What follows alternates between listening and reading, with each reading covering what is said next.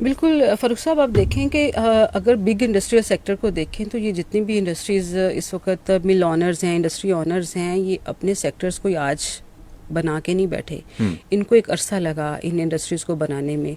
कोई पिछले 20 से 40 सालों के दौरानिए में इन्होंने ये अपने सेक्टर्स को डेवलप किया, अपनी इंडस्ट्रीज़ को डेवलप किया। अगर एक मिल को खड़ा किया है तो उसके पीछे उनकी एक एफर्ट होती है, नस्लों की एफर्ट होती है। ठीक है। अब आज के अगर हम स्टार्टअप्स और एंटरप्रेन्योर्स की बात करें तो डेफिनेटली एक बिजनेसमैन हमेशा अपनी एंटरप्रेन्योरशिप से ही अपना स्टार्ट लेता है।